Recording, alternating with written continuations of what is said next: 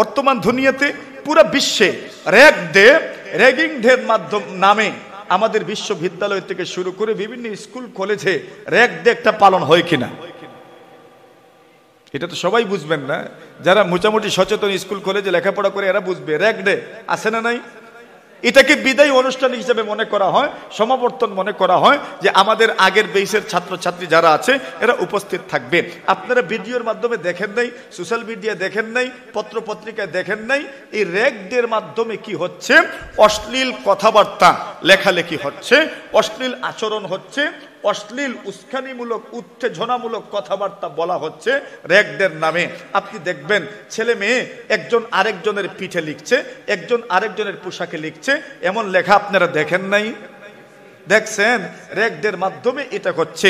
এখন এটাকে এমন ভাবে উপস্থাপন করা হচ্ছে যেন এটা আমাদের সংস্কৃতির অংশ। কসম আল্লাহর, এটা অশ্লীলতা ছাড়া আর কিছু হতে পারে না, ঠিক না? এই অশ্লীলতাকে কিন্তু আমরাই সাপোর্ট করছি। আমরা যারা অভিভাবক আমরাও কিন্তু এটাকে ঘৃণার চোখে দেখছি না। আমরা তো মনে করছি আচ্ছা দিন কি চলে গেল এটার মাধ্যমে, কিন্তু এর মাধ্যমে হচ্ছে এটা কি?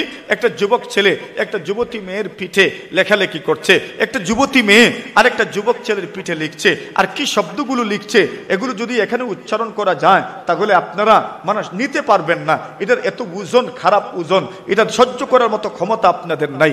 এমন এমন শব্দ, কুরুচিপূর্ণ শব্দ পর্যন্ত লেখা হয়। এটা হইল বেহায়াপনার আরেকটা মাধ্যম, যেটা আমাদের সমাজে চলমান, ঠিক না? এই বেহায়াপনাটাও আমাদের সমাজের মধ্যে আছে। আমার ভাইয়েরা, এই সমাজে কত ধরনের বেহায়াপনা যে বিদ্যমান, আপনি কোনটা রেখে কোনটার কথা বলবেন এটা শেষ করতে পারবেন না। আল্লাহ তাআলা বড় সহজে বলে দিচ্ছেন, আপনি বলে দিন, হে রাসূল আপনি বলে দিন, কুল ইন্নামা হাররামা রাব্বিল ফাওয়াহিশা, আল্লাহ তাআলা সব অশ্লীলতাকে হারাম করে দিয়েছেন। সুবহানাল্লাহ। অশ্লীলতাকে কে হারাম করেছেন? এটা তো হারাম। এরপরে আল্লাহ অন্য আয়াতের মধ্যে বলেন, লা তাকরাবুল ফাওয়াহিশা মা যাহারা মিনহা ওয়া মা বাতান, আল্লাহ বলছেন তোমরা অশ্লীলতার ধারে কাছেও যেও না। সুবহানাল্লাহ। অশ্লীলতার, বলেন, অশ্লীলতার ধারে কাছেও যেও না। কে বলছেন? আল্লাহ বলছেন অশ্লীলতার ধারে কাছেও তোমরা যেও না। অশ্লীলতা তো যাওয়া দূরের কথা, অশ্লীলতার ধারে কাছেও তোমরা যেও না। অশ্লীলতা থেকে তোমরা দূরে থাকো। আল্লাহ বলছেন অশ্লীলতা থেকে দূরে থাকবেন। অশ্লীলতা এমন এক জিনিসের নাম যা মানুষকে রাতারাতি ডিপ্রেশনে ফেলে দেয়, চিন্তিত করে ফেলে, চিন্তিত করে তুলে ডিপ্রেশনে ভুগতে থাকে, ফ্রাস্ট্রেশনে ভুগতে থাকে। শেষ পর্যন্ত ওই সন্তানগুলো আত্মহত্যার পথটাও শেষ পর্যন্ত বেছে নেয়। এমনও ঘটনা দুনিয়াতে আসে না নাই? বলেন, আসে না নাই? এমন ঘটনা দেখেন নাই মনে হয়? আচ্ছা বলুন তো, অশ্লীলতার মাধ্যমে আপনার আমার মেয়েদের চোখে, আপনার আমার মেয়েদের শরীরে, আপনার আমার মেয়েদের চেহারার মধ্যে অ্যাসিড নিক্ষেপ করা হয়েছে, এমন ঘটনা কি আপনারা শুনেন নাই?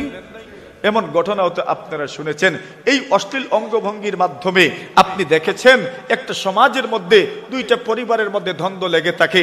একটা মেয়ে যদি নষ্ট হয়ে যেতে পারে তাহলে এই সমাজটা নষ্ট হওয়ার জন্য আর বিকল্প কোনো ব্যবস্থা তালাশ করতে হবে না। কথা বলেন, ঠিক না? এর মাধ্যমেই কিন্তু সমাজটা নষ্ট হয়ে যাবে। অশ্লীলতার আরেকটা সুরত হচ্ছে বর্তমান দুনিয়াতে বিভিন্ন জায়গায় পতিতালয় গড়ে উঠেছে। কথা বলেন, ঠিক না?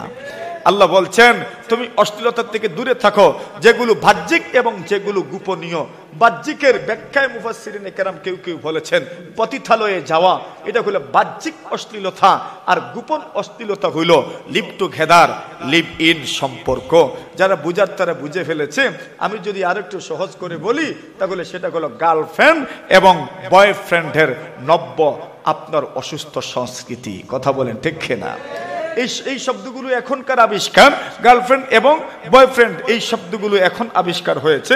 এগুলোর মাধ্যমে সমাজের মধ্যে অশ্লীলতা ছড়াচ্ছে। আপনি তো দেখবেন অশ্লীলতা এই সমাজে ব্যাপক হারে সয়লাভ হওয়ার পিছনে আরেকটা কারণ হইল বিভিন্ন বিনোদন স্পটে অশ্লীল কাজের জন্য সব ধরনের সুযোগ সুবিধার ব্যবস্থা আছে। কথা বলেন, এই কারণে অশ্লীলতা বাড়ছে। অশ্লীলতা কেন বাড়ছে? এর আরেকটা কারণ হইল যত বিনোদন স্পট আছে, আপনার আমার জানা শোনা যত বিনোদন স্পট আছে, সেই স্পটগুলোতে অশ্লীলতা যাতে মানুষ সহজে করতে পারে, মানে গুনাহগুলো যাতে মানুষ সহজে করতে পারে, এই জন্য ওই জায়গায় সব ধরনের আপনার সুযোগ সুবিধা এখানে আছে, এগুলো পাওয়া যায়। তাহলে অশ্লীলতা বাড়বে না তো কি হবে? বাড়তেই তো থাকবে। নবী আকরাম সাল্লাল্লাহু আলাইহি ওয়াসাল্লাম বলেন, অশ্লীলতা শুধু এটার নাম নয়, অশ্লীলতা চোখের মাধ্যমে অশ্লীলতা হয়, পায়ের মাধ্যমেও অশ্লীলতা হয়, হাতের মাধ্যমেও অশ্লীলতা হয়। আর অশ্লীলতার চূড়ান্ত রূপের নাম হইল জিনা। নাউজুবিল্লাহ বলেন। চূড়ান্ত রূপের নাম কি? জিনা। পলায়ন করা, পরিবারের অসম্মতিতে বিয়ে শাদী পর্যন্ত পৌঁছে যাওয়া, এটা হইল অশ্লীলতার চূড়ান্ত রূপ। কথা বলেন ঠিক কিনা? এর চাইতে বড় আর কোনো রূপ নাই। আল্লাহ রাসূল সাল্লাল্লাহু আলাইহি ওয়াসাল্লাম বলেন, আপনি আপনার চোখকে অশ্লীল জিনিস থেকে হেফাজত করেন। কেন? চোখেরও জিনা আছে। আল্লাহ রাসূল বলেন, আল আইনান জিনাহুমা আন নাজার, চোখের জিনা হচ্ছে দেখা। নবী বলছেন, একজন মানুষ তার হাতের মাধ্যমে জিনা হচ্ছে, তার কানের মাধ্যমে জিনা হচ্ছে।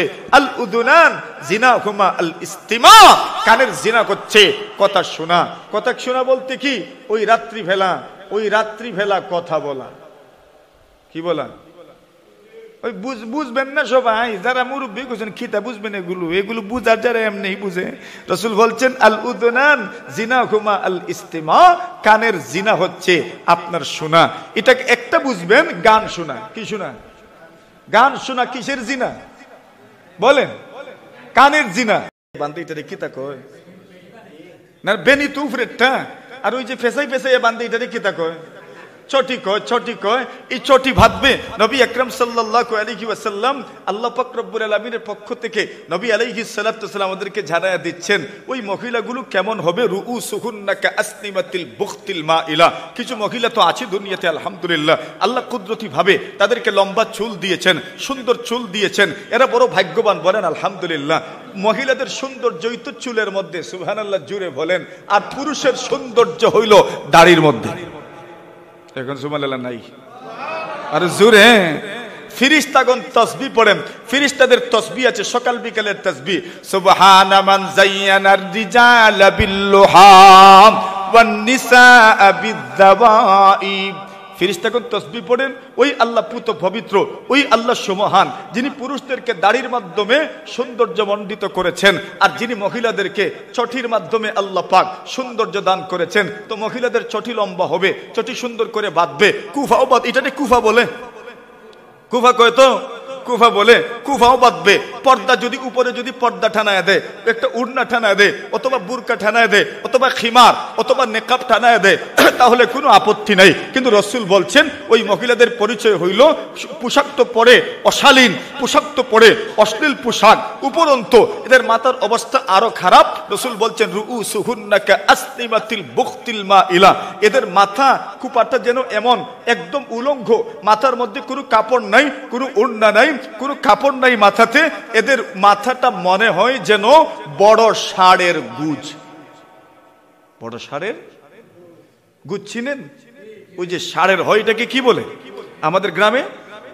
গুজি তো কয়, বাংলা ভাষাটাকে খুজ বলে। রাসূল বলছেন কাআসনিমাতিল বুখতিল মাইলা, যেন এদের মাথাটা যেন বড় ষাঁড়ের কুজের মতো।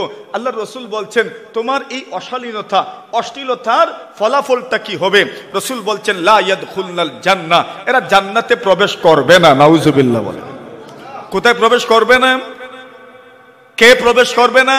ওই অশালীন পোশাক যারা পরে, যারা অশ্লীল পোশাক পরিধান করে, রাসূল বলছেন লা ইয়াদখুলনাল জান্নাহ, জান্নাতে প্রবেশ করবে না। শুধু জান্নাতে প্রবেশ করবে না এমন নয়, মনে মনে আসতে পারে, আরে আর জান্নাতে না ঢুকলেও তো জান্নাতের গ্রাম তো পাওয়া যাবে। দরজার মধ্যে কেউ তো উকি দেয়, উকি দিলে পরে জান্নাতের ঘরে না ঢুকলেও তো খাবার আয়োজন করা হচ্ছে, একটা ঘরে পাক করা হচ্ছে। আপনি বললেন এখানে ঢুকতে পারবেন না, ওই লোকটা ঢুকলো না, কিন্তু দূর থেকে ঘ্রাণ নিতে পারবে না মনে হয়? দূর থেকে তো ঘ্রাণ নিতে পারবে, দূর থেকে ঘ্রাণ নিতে পারবে। আল্লাহ রসুল বলছেন এরা জান্নাতে তো ঢুকবে না, এরা জান্নাতের ঘ্রাণটাও পর্যন্ত পাবে না। লা ইয়াদখুলুল জান্নাহ ওয়ালা ইয়াজিদনা রিহাহা, জান্নাতের ঘ্রাণও পাবে না। আপনাদের মনে প্রশ্ন থাকতে পারে জান্নাতের ঘ্রাণ পাবে না, জান্নাতের ঘ্রাণ হয়তো 2 কিয়ার বা 3 কিয়ার দূর পর্যন্ত যায়। আল্লাহ রসুল বলছেন না, ওয়া ইন্না রিহাহা লাতুজাদু মিন মাসিরাতি কাযা ওয়া কাযা, অথচ জান্নাতের ঘ্রাণ 500 মাইল দূর থেকেও পাওয়া যায়। এর অর্থ কি দাঁড়ালো? যারা এমন ভাবে চলাফেরা করবে, যারা অশালীন ভাবে অশ্লীল ভাবে চলাফেরা করবে, অঙ্গভঙ্গির মাধ্যমে চলাফেরা করবে, পুরুষদের মন আকৃষ্ট করার চেষ্টা করবে, জিনা ব্যভিচারের জন্য উদ্বুদ্ধ করবে, দর্শনের জন্য পুরো সমাজটাকে কলঙ্কিত করবে, আল্লাহ রসুল বলছেন লা ইয়াদখুলুল জান্নাহ, জান্নাতে প্রবেশ করবে না, ওয়ালা ইয়াজিদনা রিহাহা, জান্নাতের ঘ্রাণটাও পাবে না, ওয়া ইন্না রিহাহা লাতুজাদু মিন মাসিরাতি কাযা ওয়া কাযা, অথচ 500 মাইল দূর থেকেও জান্নাতের ঘ্রাণ পাওয়া যায়। সুবহানাল্লাহ। এর অর্থ দাঁড়ালো 500 মাইল দূর পর্যন্ত এরা থাকবে না। তাহলে এর চাইতে বড় শাস্তি আর কি হইতে পারে? কথা বলে ঠিক কিনা? এটা হইল একটা অশ্লীলতার একটা ধাপ। মানে অশ্লীলতা আসবে অমুসলিমদের অন্ধ অনুকরণ অনুসরণের মাধ্যমে, যেটা আমাদের মধ্যে সয়লাভ হচ্ছে প্রতিনিয়ত। জুড়ে বলেন ঠিক কিনা? এটা আসার আরেকটা মাধ্যম হলো বিভিন্ন দেশের আপনার সিরিয়ালগুলো দেখার মাধ্যমে। মনে করেন ভারতীয় সিরিয়াল আমাদের দেশের মহিলারা দেখে কি দেখে না? হ্যাঁ, আমাদের দেশের মহিলারা ভারতীয় সিরিয়াল দেখে, জি বাংলা, জি টিভি সহ আরো কত কিছু, আমি তো নাম বলতে পারবো না, এরা খুব ভালো করে জানে। এগুলো বাংলা সিরিয়াল মনে হয় নাকি হিন্দি? বাংলা জানা আছে তো মোটামুটি। আচ্ছা, বাংলা সিরিয়াল, এই বাংলা সিরিয়াল এরা দেখবে। দেখার মাধ্যমে কি হবে? এই মানুষগুলো আস্তে আস্তে এই সংস্কৃতি গ্রহণ করতে থাকবে। সিরিয়ালের মাধ্যমে কি শিখছে? আমাদের দেশে কেউ কেউ বলে এই সিরিয়াল দেখার মাধ্যমে নাকি অভিজ্ঞতা বাড়ে। আমাদের হযরত মাওলানা মকবুল হুসাইন আসগরী সাহেব রাহিমাহুল্লাহু তাআলা, যিনি অলওয়ার হযরত নামে পরিচিত ছিলেন, দারুল উলুম মাদ্রাসার শাইখুল হাদিস ছিলেন, এবং এরপরে দারুস সালাম মাদ্রাসার শাইখুল হাদিস চিনেননি অলওয়ার হযরত মাওলানা মকবুল হুসেন আসগরী সাহেব রাহিমাহুল্লাহু তাআলা। আমি সরাসরি উনার মুখ থেকে কথাটা শুনিনি, তবে আমি যখন কালিয়ারগাঁও ছিলাম সেখানে এক উস্তাদ ছিলেন মাওলানা আব্দুল আহাদ সাহেব দামাত বারাকাতুহুম, উনি বলছেন হযরত নাকি এক বয়ানে বলেছিলেন, কথাটা আমার খুব ভালো লেগেছে, আমি সংরক্ষণ করে রেখেছি। উনি বলেছিলেন যে মানুষ বলে টিভি দেখলে নাকি অভিজ্ঞতা বাড়ে। উনি বলেছিলেন, আচ্ছা বলো তো দেখি, আজ পর্যন্ত কেউ কোনো চাকরির ইন্টারভিউতে তার অভিজ্ঞতার একটা কলাম তো থাকে যে আপনার কত বছরের কিসের অভিজ্ঞতা আছে, আপনি সেটাও লিখবেন। কেউ কি আজ পর্যন্ত এটা লিখেছে আমার 10 বছরের টিভি দেখার অভিজ্ঞতা আছে? বলেন, আমার 10 বছরের টিভি দেখার অভিজ্ঞতা আছে, 10 বছরের সিরিয়াল দেখার অভিজ্ঞতা আছে, 10 বছরের ফিল্ম দেখার অভিজ্ঞতা আছে।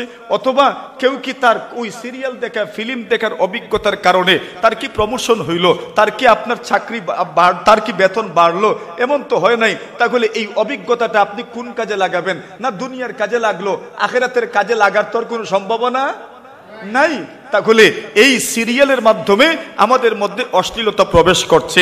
অশ্লীলতা প্রবেশের আরেকটা মাধ্যম হচ্ছে ইন্টারনেট। কি মাধ্যম? বলেন কি মাধ্যম? ইন্টারনেট। ইন্টারনেটের মাধ্যমে বলছেন যারা বিশেষজ্ঞ মানুষ, তারা বলছেন পুরা দুনিয়াতে যত ওয়েবসাইট আছে, এই ওয়েবসাইটগুলোর মধ্য থেকে প্রায় 12% ওয়েবসাইট শুধু পর্নোগ্রাফির। কত পার্সেন্ট? যত ওয়েবসাইট আছে এই ওয়েবসাইটগুলোর প্রায় 12% ওয়েবসাইট হচ্ছে পর্নোগ্রাফি ওয়েবসাইট। বলছেন পৃথিবীতে এই ওয়েবসাইটগুলোতে যত ক্লিক হয়, এই ক্লিকগুলোর মধ্য থেকে প্রতি 8টা ক্লিকে একটা ক্লিক পর্নো সাইটে। নাউজুবিল্লাহ বলেন, পর্নো ভিডিও দেখার জন্য। এবং জরিপ চালানো হয়েছে, জরিপের মাধ্যমে দেখা গিয়েছে যারা পর্নো ভিডিও দেখতে আগ্রহী এদের মধ্যে বেশিরভাগ পড়ুয়া, কলেজ পড়ুয়া তরুণ তরুণী। নাউজুবিল্লাহ তো বলে। রাত্রের অন্ধকারে ছেলের হাতেও মোবাইল দিলাম, আল্লাহর কাছে কি জবাব দিবেন? মেয়ের কাছেও মোবাইল দিলাম, রাতের অন্ধকারে সে মোবাইল টিপছে, কোথায় কথা বলছে, কার সাথে চ্যাট করছে, কোথায় কি বলছে, কার সাথে আপনার বিভিন্ন ফটো আদান প্রদান করছে, কার সাথে ভিডিও আদান প্রদান করছে, আপনি কি জানেন? আপনি তো বটমালা মোবাইল চালান, এটাও তো ঠিক মতো পারেন না, 2 হাত দিয়ে গুতা মারা লাগে। আর আপনি ওনারে দিচ্ছেন টাচ মোবাইল, আপনার মেয়েকে দিয়েছেন টাচ মোবাইল, বলুন তো আপনি কি জানেন কোন কোন ওয়েবসাইটে সে ঢুকে? তা তো আপনি জানেন না। কিয়ামতের দিন আল্লাহ আপনার কাছ থেকেই জবাবদিহিতা গ্রহণ করবেন, ঠিক কিনা? আপনাকে জবাব দিতে হবে, কোনো সন্দেহ নাই। কসম আল্লাহর একটুকুও সন্দেহ নাই, আপনাকেই জবাব দিতে হবে। এই জবাবদিহিতার কাঠগড়ায় আপনাকে দাঁড়াতে হবে। আপনি দিয়েছেন ভাই, আপনি ভাই হইছেন তো কি হইল? আপনার এত মহব্বত, আপনি আপনার বোনটাকে ধ্বংসের দিকে ঠেলে দিচ্ছেন, অশ্লীলতার দিকে ঠেলে দিচ্ছেন, আপনার মেয়েকে আপনি অশ্লীলতার দিকে ঠেলে দিচ্ছেন এই মোবাইলের মাধ্যমে। আপনি তো বাড়িতে থাকেন না, বাড়িতে যতক্ষণ পর্যন্ত আপনি থাকেন তখনও তো আপনি আপনার বোনের মোবাইল তো টানতে পারবেন না। স্ত্রী হইলে হয়তো বা আপনি একটু চেক করবেন, বোনের মোবাইল কি আর আপনি চেক করতে যাবেন? কিন্তু ওই মোবাইলের ভিতরে কি কি আছে তাও তো আপনি জানেন না। তার কি এই পাওয়ার আছে, কন্ট্রোলিং শক্তি আছে, নিয়ন্ত্রণ শক্তি কি তার আছে? সে গুনাহ থেকে বেঁচে থাকবে? বলেন, তার কি এই নিয়ন্ত্রণ শক্তি আছে? নয়, শক্তি তো নাই তার। এই যদি থাকতো অফলাইনে তো প্রেম হইতো না। তো অফলাইন আর অনলাইন তো সমানই। অফলাইনে তো হয় এগুলো, তো অনলাইনে কেন হবে না? এখানেও তো আপনি হাঁটতে হাঁটতে কারোর সাথে আপনার পরিচয় হয়ে যায়, কারোর সাথে আপনার কথাবার্তার মাধ্যমে পরিচয় হয়ে যায়। এটাই তো শেষ পর্যন্ত প্রেমের রূপান্তর হয়। আর এটাই তো শেষ পর্যন্ত পরিবারের অনুমতি ছাড়া পলায়ন করে বিবাহের পর্যন্ত পৌঁছে যায়। কথা বলেন ঠিক না? এখন বিবাহে পর্যন্ত পৌঁছে গেল, শেষ পর্যন্ত সর্বস্ব বিলীন করে যখন আপনি আবার পরিবারের দিকে প্রত্যাবর্তন করলেন, তখন এমত অবস্থায় আসলেন যে আপনার আর কিচ্ছুই নাই, আপনার জীবনটাই যেন এমন একটা পর্যায়ে গিয়ে পৌঁছলো, এখন আত্মহত্যা ছাড়া আপনার আর কোনো পথই খোলা নাই। কথা বলেন ঠিক না? এই পরিবেশ পরিস্থিতির শিকার কি মানুষ হচ্ছে না? বলেন, হচ্ছে না মানুষ? তো ইন্টারনেটের মাধ্যমে এই সমাজে এগুলো ঢুকছে। বিভিন্ন ভিসিআর, আপনার সিডিপি, বিডিবি, এগুলো প্লেয়ারের মাধ্যমে বিভিন্ন নাটক, অশ্লীল অঙ্গভঙ্গি যুক্ত ছবি, যেগুলো খুব দ্রুত পাওয়া যায়। একটা সময় ছবি দেখতে হলে যাওয়া লাগতো সিনেমা হলে, কিন্তু এরপরে আরেকটু সহজ হইল, আসলো 3G। এখন দেখা গেল আমাদের মোবাইলেই মোটামুটি পাঠানোর ব্যবস্থা করা হচ্ছে। তো একটা কষ্ট করা লাগতো, মুন্সিবাজার থেকে গিয়ে ডাউনলোড করে আনা লাগতো। না, এই জমানা পাইছেন না? মনে হয় এই জমানাও তো পাইছেন। কোন জমানা ছাড়ছো? এক জমানাও তো ছাড়ছো না, সব জমানা পাইছো। এখন আর এরপরে আসলো 4Gর যুগ। এই 4Gর যুগে এখন আর মুন্সিবাজারে যাওয়া লাগে না, কোনো ভিডিও দোকানদার, কোনো আপনার কম্পিউটারের দোকানেও যাওয়া লাগে না। আপনার কি দরকার? আপনাকে সাইট বলে দেওয়া হয়েছে, সেখান থেকে আপনি নামাইতে পারেন। ইউটিউবে দেওয়া আছে, বিভিন্ন আপনার ওয়েবসাইটে দেওয়া আছে, আপনি সেখান থেকে নামাইতে পারবেন। এই যুগ এখন এসেছে। বলুন তো কত যুবক এমনও আছে যেই যুবকগুলো রাতের রাত পড়ে থাকে ওই ওয়েবসাইটগুলোতে, রাত্রে ঘুমায় না, সকালবেলা ঘুম থেকে উঠতে উঠতে 1টা-2টার সময় ঘুম থেকে উঠার পরে দেখে দুনিয়াই তো আর নাই। রাসূল আকরাম সাল্লাল্লাহু আলাইহি ওয়াসাল্লাম বলেন, যারা নাকি সারা সকাল ঘুমে যায়, যাদের ফজরের নামাজটা থাকে না, যারা ফজরের নামাজটা কাজা করে, নবী বলছেন এদের নাকের মধ্যে শয়তান পেশাব করে। কি করে? বলেন কি করে? এটা কোন দুর্বল হাদিস নয়, বুখারী শরীফের হাদিস। নবী আকরাম সাল্লাল্লাহু আলাইহি ওয়াসাল্লাম বলেন, আসবাহা খাবিসান নাফস। ওই লোকটা যখন ঘুম থেকে জাগ্রত হয় তখন দেখবেন তার শরীর আর কিচ্ছু মানে না। এজন্য দেখবেন কিছু যুবক দেখবেন এদের চেহারার দিকে তাকাইলে মনে হয় মৌতের ভয়ে মনে হয় আর এক ফাও খবরও দিলাইছে, আছে না নাই? তখন পুরোটা চেহারার মধ্যে পুরা বছরই মনে হয় অমাবস্যা, এমন আছে না নাই? মানে কোনো হাসি খুশি নেই, কোনো হাসি খুশি নেই। মা বাপ কত চিন্তিত, আরে আমার ছেলেটার কি হইল, কি হইল? হুজুরের কাছে যাও, তাবিজ আনে, ডাক্তারের কাছে দেখ, কোনো রোগ নেই, কোনো রোগ নেই, কোনো রোগ নেই। রোগ আসলেই নাই কিচ্ছু, রোগ একটাই, ফ্রেম রোগ। কি জাত রোগ? সারা রাত চ্যাটিং করে, রাত্রে ঘুমায় না, ডিপ্রেশন আছে। এই ডিপ্রেশনের কারণে তার এমন অবস্থা হচ্ছে। এমন যুবক কি সমাজে নাই? এমন মেয়ে কি এই সমাজে নাই? এমন মেয়েও তো এই সমাজে আছে, এমন যুবকও তো এই সমাজে আছে। তাহলে এর মাধ্যমে সমাজের মধ্যে অশ্লীলতা ছড়িয়ে পড়ে। সমাজে অশ্লীলতার আরেকটা মাধ্যম আছে, সেটা হচ্ছে এই সমাজের অভিভাবকরা পর্যন্ত আমাদের সন্তানদেরকে অশ্লীলতার দিকে নিয়ে যাচ্ছে, ঠিক কিনা? মনে করেন বর্তমান দুনিয়াতে পুরো বিশ্বে র্যাগিং ডের মাধ্যম নামে আমাদের বিশ্ববিদ্যালয় থেকে শুরু করে বিভিন্ন স্কুল কলেজে র্যাগ ডে একটা পালন হয় কিনা? এটা তো সবাই বুঝবেন না, যারা মোটামুটি সচেতন স্কুল কলেজে লেখাপড়া করে এরা বুঝবে। র্যাগ ডে আছে না নাই? এটাকে বিদায়ী অনুষ্ঠান হিসেবে মনে করা হয়, সমাবর্তন মনে করা হয় যে আমাদের আগের বেসের ছাত্রছাত্রী যারা আছে এরা উপস্থিত থাকবে। আপনারা ভিডিওর মাধ্যমে দেখেন নাই, সোশ্যাল মিডিয়া দেখেন নাই, পত্র পত্রিকায় দেখেন নাই, এই র্যাগ ডের মাধ্যমে কি হচ্ছে, অশ্লীল কথাবার্তা লেখালেখি হচ্ছে, অশ্লীল আচরণ হচ্ছে, অশ্লীল উস্কানিমূলক উত্তেজনামূলক কথাবার্তা বলা হচ্ছে র্যাগ ডের নামে। আপনি দেখবেন ছেলে মেয়ে একজন আরেকজনের পিঠে লিখছে, একজন আরেকজনের পোশাকে লিখছে, এমন লেখা আপনারা দেখেন নাই? দেখছেন? র্যাগ ডের মাধ্যমে এটা হচ্ছে। এখন এটাকে এমন ভাবে উপস্থাপন করা হচ্ছে যেন এটা আমাদের সংস্কৃতির অংশ। কসম আল্লাহর, এটা অশ্লীলতা ছাড়া আর কিছু হতে পারে না, দেখে না? এই অশ্লীলতাকে কিন্তু আমরাই সাপোর্ট করছি। আমরা যারা অভিভাবক আমরাও কিন্তু এটাকে ঘৃণার চোখে দেখছি না। আমরা তো মনে করছি আচ্ছা দিন কি চলে গেল এটার মাধ্যমে, কিন্তু এর মাধ্যমে হচ্ছেটা কি, একটা যুবক ছেলে একটা যুবতী মেয়ের পিঠে লেখালেখি করছে, একটা যুবতী মেয়ে আর একটা যুবক ছেলের পিঠে লিখছে, আর কি শব্দগুলো লিখছে এগুলো যদি এখানে উচ্চারণ করা যায় তাহলে আপনারা মানুষ নিতে পারবেন না। এটার এত ওজন, খারাপ ওজন, এটা সহ্য করার মতো ক্ষমতা আপনাদের নাই। এমন এমন শব্দ, কুরুচিপূর্ণ শব্দ পর্যন্ত লেখা হয়। এটা হইল বেহায়াপনার আরেকটা মাধ্যম যেটা আমাদের সমাজে চলমান, ঠিক না? এই বেহায়াপনাটাও আমাদের সমাজের মধ্যে আছে। আমার ভাইরা, এই সমাজে কত ধরনের বেহায়াপনা যে বিদ্যমান, আপনি কোনটা রেখে কোনটার কথা বলবেন এটা শেষ করতে পারবেন না। আল্লাহ তাআলা বড় সহজে বলে দিচ্ছেন, আপনি বলে দিন হে রাসূল, আপনি বলে দিন, কুল ইন্নামা হাররামা রাব্বিল ফাওয়াহিশা, আল্লাহ তাআলা সব অশ্লীলতাকে হারাম করে দিয়েছেন। সুবহানাল্লাহ। অশ্লীলতাকে কে হারাম করেছেন? এটা তো হারাম। এরপরে আল্লাহ অন্য আয়াতের মধ্যে বলেন, লা তাকরাবুল ফাওয়াহিশা মা যাহারা মিনহা ওয়া মা বাতান, আল্লাহ বলছেন তোমরা অশ্লীলতার ধারে কাছেও যেও না। সুবহানাল্লাহ। অশ্লীলতার, বলেন, অশ্লীলতার ধারে কাছেও যেও না। কে বলছেন? আল্লাহ বলছেন অশ্লীলতার ধারে কাছেও তোমরা যেও না। অশ্লীলতা তো যাওয়া দূরের কথা, অশ্লীলতার ধারে কাছেও তোমরা যেও না। অশ্লীলতা থেকে তোমরা দূরে থাকো। আল্লাহ বলছেন অশ্লীলতা থেকে দূরে থাকবেন। অশ্লীলতা এমন এক জিনিসের নাম যা মানুষকে রাতারাতি ডিপ্রেশনে ফেলে দেয়, চিন্তিত করে ফেলে, চিন্তিত করে তুলে ডিপ্রেশনে ভুগতে থাকে, ফ্রাস্ট্রেশনে ভুগতে থাকে।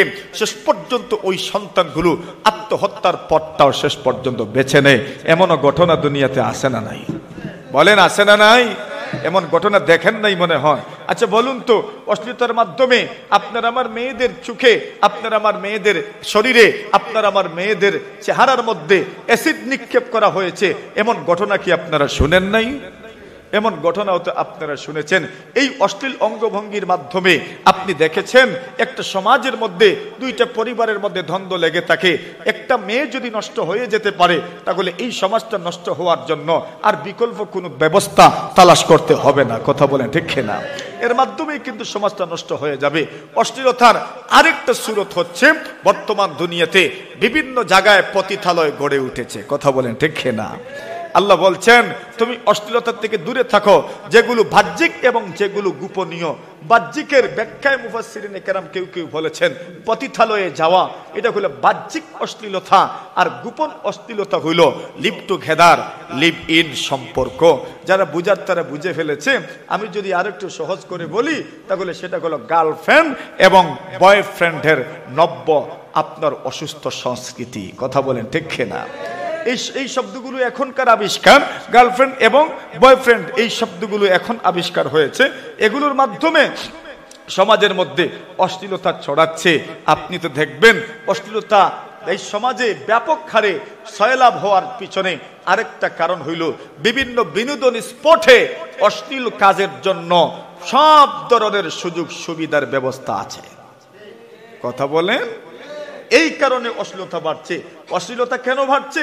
এর আরেকটা কারণ হইল যত বিনোদন স্পট আছে, আপনার আমার জানা শোনা যত বিনোদন স্পট আছে, সেই স্পটগুলোতে অশ্লীলতা যাতে মানুষ সহজে করতে পারে, মানে গুনাহগুলো যাতে মানুষ সহজে করতে পারে, এই জন্য ওই জায়গায় সব ধরনের আপনার সুযোগ সুবিধা এখানে আছে, এগুলো পাওয়া যায়। তাহলে অশ্লীলতা বাড়বে না তো কি হবে? বাড়তেই তো থাকবে। নবী আকরাম সাল্লাল্লাহু আলাইহি ওয়াসাল্লাম বলেন অশ্লীলতা শুধু এটার নাম নয়, অশ্লীলতা চোখের মাধ্যমে অশ্লীলতা হয়, পায়ের মাধ্যমেও অশ্লীলতা হয়, হাতের মাধ্যমেও অশ্লীলতা হয়। আর অশ্লীলতার চূড়ান্ত রূপের নাম হইল জিনা। নাউজুবিল্লাহ বলেন। চূড়ান্ত রূপের নাম কি? জিনা। পলায়ন করা, পরিবারের অসম্মতিতে বিয়ে শাদী পর্যন্ত পৌঁছে যাওয়া, এটা হইল অশ্লীলতার চূড়ান্ত রূপ। কথা বলেন ঠিক কিনা? এর চাইতে বড় আর কোনো রূপ নাই। আল্লাহ রাসূল সাল্লাল্লাহু আলাইহি ওয়াসাল্লাম বলেন, আপনি আপনার চোখকে অশ্লীল জিনিস থেকে হেফাজত করেন। কেন? চোখেরও জিনা আছে। আল্লাহ রাসূল বলেন, আল আইনান জিনাহুমা আন নাজার, চোখের জিনা হচ্ছে দেখা। নবী বলছেন, একজন মানুষ তার হাতের মাধ্যমে জিনা হচ্ছে, তার কানের মাধ্যমে জিনা হচ্ছে। আল উদুনান জিনাহুমা আল ইস্তিমা, কানের জিনা হচ্ছে কথা শোনা। কথা শোনা বলতে কি? ওই রাত্রিবেলা কথা বলা। কি বলা? ওই বুঝবেন না সবাই, যারা মুরব্বী করছেন খিতা বুঝবেন এগুলো বুঝার যারা এমনি বুঝে। রাসূল বলছেন, আল উদুনান জিনাহুমা আল ইস্তিমা, কানের জিনা হচ্ছে আপনার শোনা। এটা একটা বুঝবেন, গান শোনা। কি শোনা? গান শোনা কিসের জিনা বলেন? কানের জিনা।